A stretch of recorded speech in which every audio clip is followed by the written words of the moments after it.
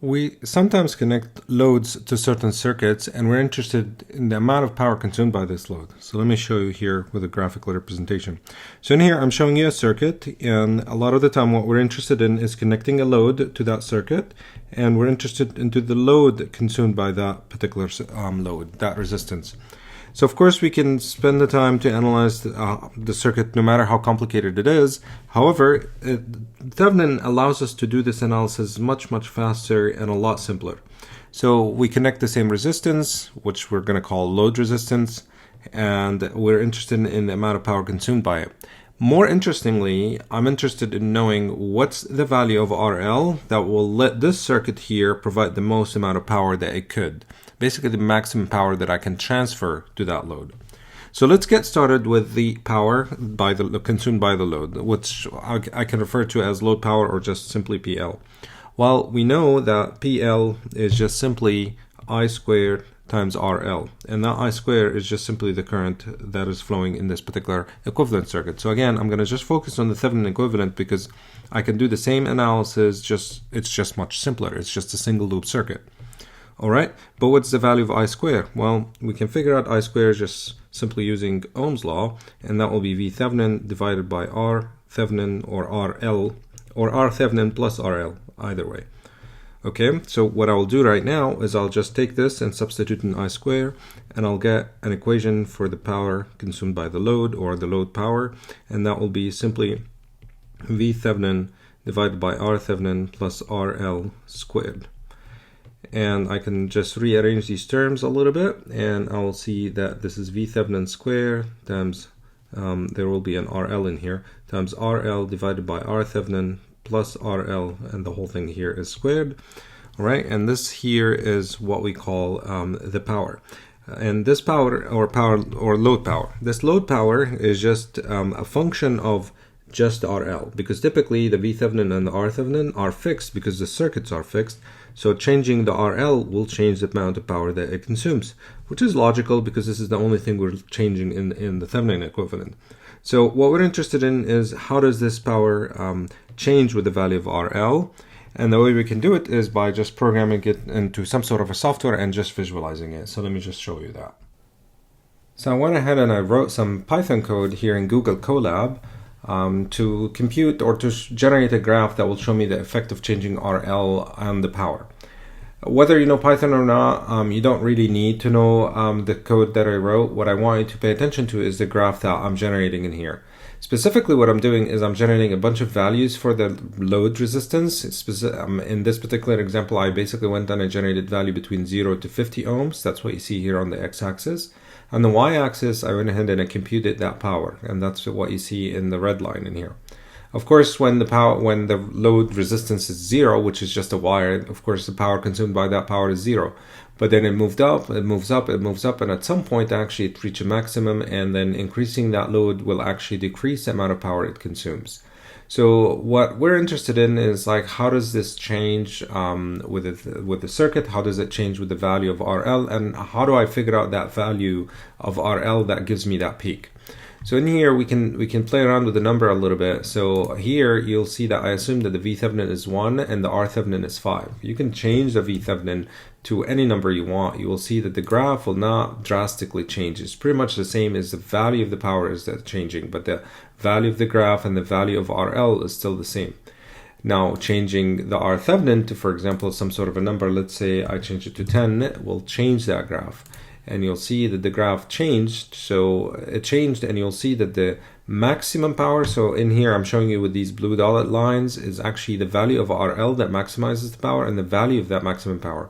So in here it appears to be about 250 watts at 10 ohms.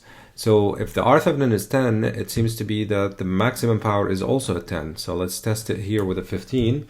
So we can do this here, and you'll see the graph change, and it seems to be at the 15, it's actually the maximum, which is very interesting. So as it turns out that if you put a load resistance that is equivalent to the R Thevenin, you'll get the maximum power that circuit can provide.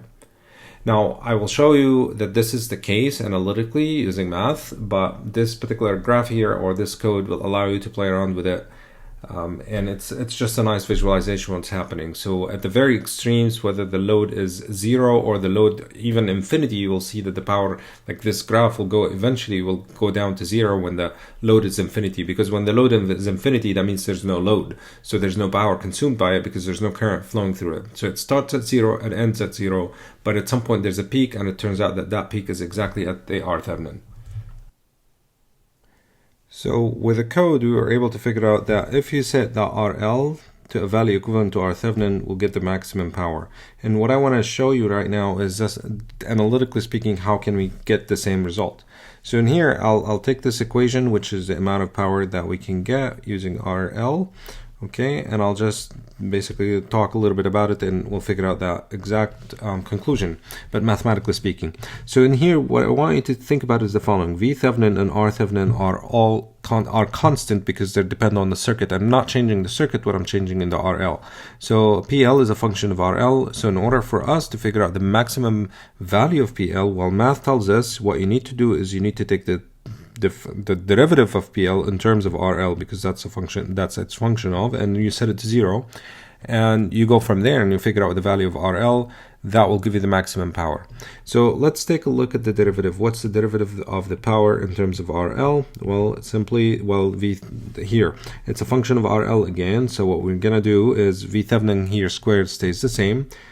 Here, V Thevenin squared, and then here we have fraction. So it's basically I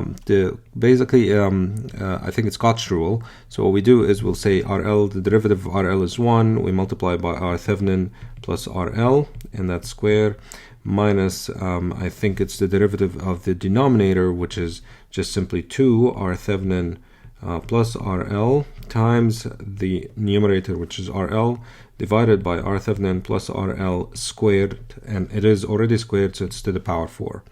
Of course, we can think about it this way here. We can just move this to a 3. This becomes a 1, or doesn't exist in here, and then we basically take it out because this is just common. All right, so we do this here. It becomes V Thevenin squared, and that is simply R Thevenin plus RL minus 2 RL divided by R Thevenin plus RL to the power 3. Of course, RL minus 2 RL, the one that you see in here, is just simply negative RL. So that here is V Thevenin squared, and that's R Thevenin minus RL divided by R Thevenin plus RL to the power 3. And that's basically the derivative of the power load, or the load power, in terms of the load resistance. Alright, so if we want to set this to 0, because this is how we can get the maximum. We can get the maximum by setting this here to 0. So how do we get this to 0? Well, we can get it if the V Thevenin is 0, but if the V Thevenin is 0, that means the circuit has a V Thevenin of 0, so that's not very interesting circuit. And we can set it up by just setting the numerator here to 0. So as it turns out now, that when d of PL divided by drL is 0, well, it's only possible, or it's most interestingly possible, when R Thevenin minus RL equals 0, which means that the RL is the same value as R Thevenin, and that's the value, or that's the conclusion we reach using just simulation with the code. Basically, if the load is the same as the R Thevenin, you get the maximum power. So let's figure out the amount of that maximum power that you get.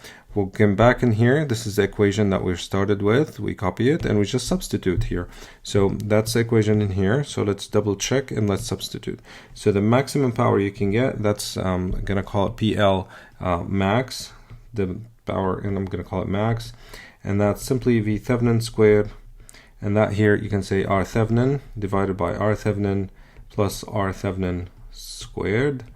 Okay, and you can clean things up a little bit, and it becomes V Thevenin squared times R Thevenin divided by 4 R Thevenin. I think that will be 2 R Thevenin squared. So that here, let me just clean it. That would be here, that would be here, and that will be R Thevenin. So that's V Thevenin squared, and that's basically the maximum power that we get. It's V Thevenin squared divided by 4 R Thevenin. That's the maximum power we can transfer if we set the load to be exactly the same as the V Thevenin.